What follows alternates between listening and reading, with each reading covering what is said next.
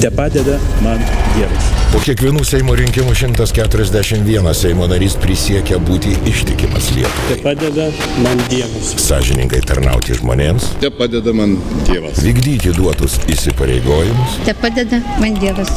Kiek iš jų ištesi duotus pažadus.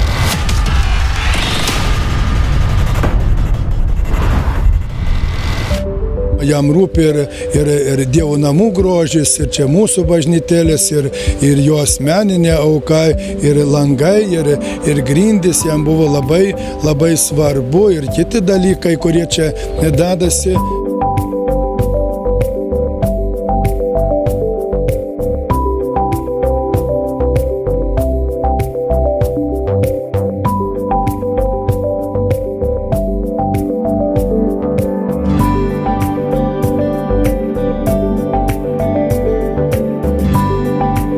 Jam šeima yra ta tikroji šeima, kurią jis jau prieš daug metų yra sudaręs, jam yra be galo brangi.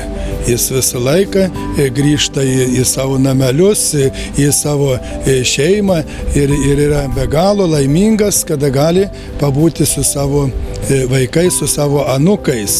Ir daug kartų esu matęs su anūkais, ir vieną kartą net taip taip įspūdingai, anūkas kokių 5-6 metukų, tai jis atėjo šventasis mišias ir taip jis rimtai, su tokia pagarba, ne tik dėl to, kad bažnyčioje, bet yra matyti, kad jis be galo myli savo senelį, be galo myli ir jis tiesiog garbę jaučiasi jau toks vaikas, kad jis gali būti kartu.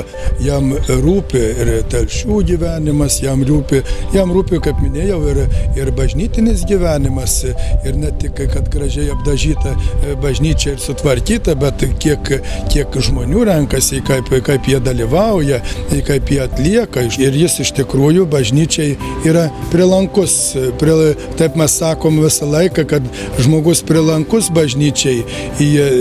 Gal ne todėl, kad užima kažkokias vietas ar ką, bet visą laiką žmogus, kaip tikinti žmogus, kaip iš tikinčios šeimos atėjęs ir jis bažnyčia supranta, kad ji yra reikalinga kiekvieno žmogaus gyvenime.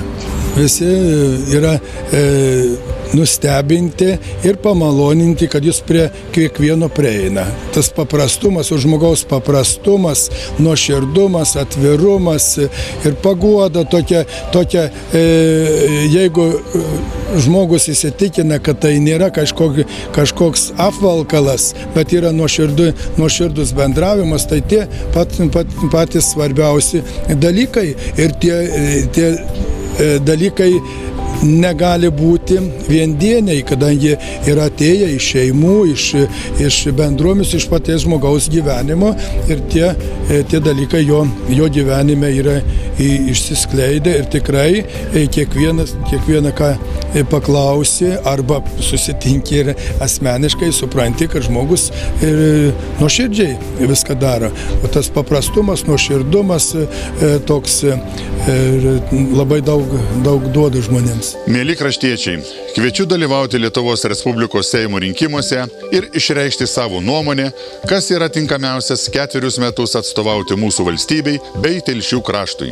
Todėl spalio 9 atvykite į rinkimus ir sąžiningai atlikite savo pilietinę pareigą.